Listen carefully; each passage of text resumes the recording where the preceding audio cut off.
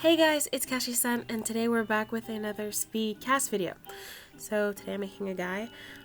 Usually I keep the name for the very end, but this time it was inspired by one of my favorite romance books. One of my favorite romance books called 10 Ways to Accidentally Fall in Love.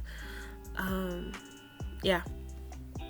So my voice is a little different. I have a cold, but I still wanted to upload a video, so I'm still doing a voiceover. You know what I mean? But yeah. Yeah. So basically, I really want to try to make more guys. I don't make guys that often. Okay, I really don't make guys that often because I feel like I'm not that good at it. But because in my gameplay the Gen 2 heir is a guy, I'm practicing making more guys so he'll have more guy friends. So here we are. I actually really like how he turned out, which is like, not only do I struggle making guys, I also struggle making guys with pale skin, just because I feel like a lot of the skin CC that I have is geared towards darker skins and stuff like that. But, you know, here we are. Here's me making a guy. So I was thinking maybe for like future voiceovers or something, maybe I'll like ask if anyone has questions or whatever, because once again, I'm just never really sure what to say during these. Like, you know what I mean? But I have heard that people enjoy them, so I will be continuing to do them. I will continue doing them. So, layering technique. This guy also has, I think he has like 2 or 3 skins. Oh, and like, also this video will actually have a nice thumbnail. I tried to take like in-game pictures for the thumbnail because I feel like maybe a nicer thumbnail will attract more people, whatever. So these are the skins that I'm using. Look how beefy he is. I wanted to make him really thick. Again, what bothers me about the guys is that, like, for example, when you're making a woman in The Sims, like when you're using like feminine frames or whatever, like it doesn't really matter how thin or how like fat the sim is, the fingers don't change. For some reason, when you're making a guy and like he's bigger or whatever, the hands are huge. The hands are huge. It's very crazy to me that there's no option to like change the size of the hands. You know what I mean? I would want my guys to also be able to have like small, nimble fingers. Okay, so I'm actually really impressed with myself. Usually it's hard. Okay, one of the hardest things. Oh yeah, sorry. Interrupting my thought. I saved midway because lately my game has been crashing. I was really scared that my game was gonna crash mid-recording. Anyway, I can't remember what I was talking about. What was it? Oh yes, the face. I am so happy with this face ratio because I feel like when I'm making guys, sometimes, especially when they have a beefy body, and I'll try to like resize the head, I feel like they often look like bobbleheads and I don't know how to like change that. Or I'll make the eyes a little too high or something like that. Anyway, I feel like today is golden ratio time. So I did spend a lot of time on the eyes, on the eye color, because I really wasn't sure what eye color I wanted. Now you're gonna see, so like I said, my theme for this is the main character of one of my favorite romance books, one of my favorite gay rom-coms.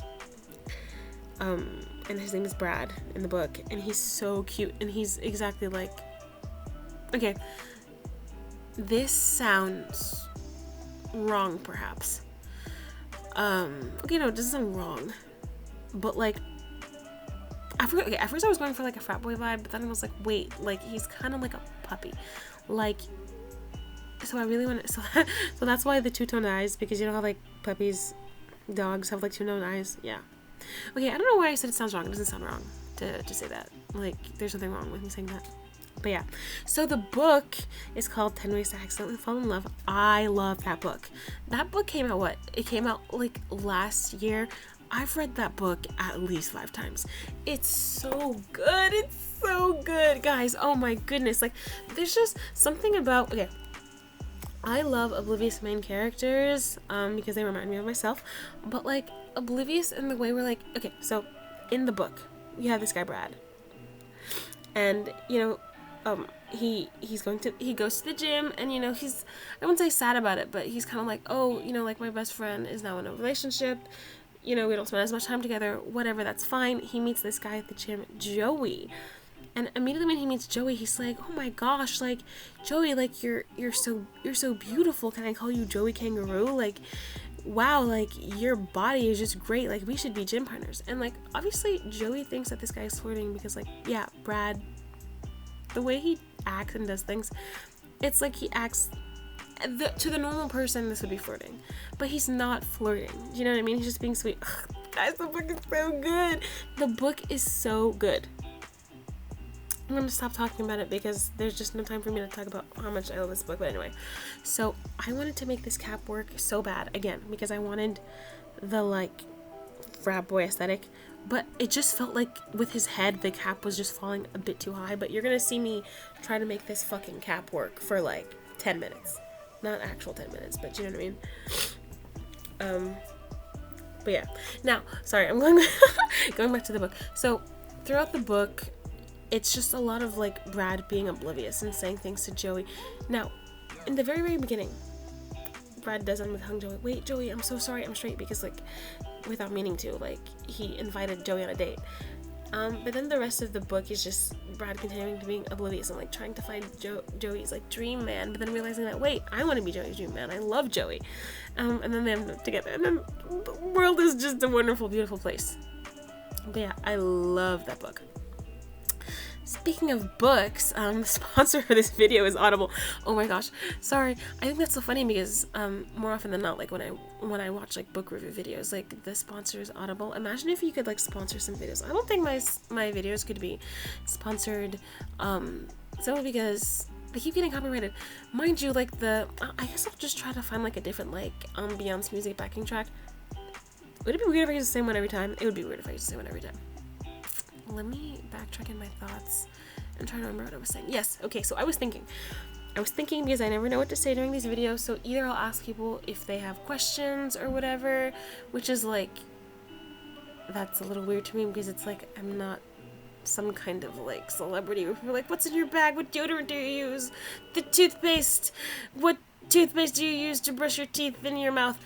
But yeah, so either like an FAQ type thing, or each Speedcast video, I'll talk about like a different book. And it'll be like a Speedcast video voiceover, but also low-key book review. Which, like, I guess wouldn't really make sense because, you know, you guys wouldn't have necessarily read the book. But I feel like it could be fun. I'll just talk about my passions. I can talk about my passions. I can talk about the very hungry caterpillar. What is the first thing that comes to mind? But yes, so that's what I was thinking. I was thinking that could be fun. It'll be like Speedcast video / book review, and then like in the description, I'll write down the title of the book.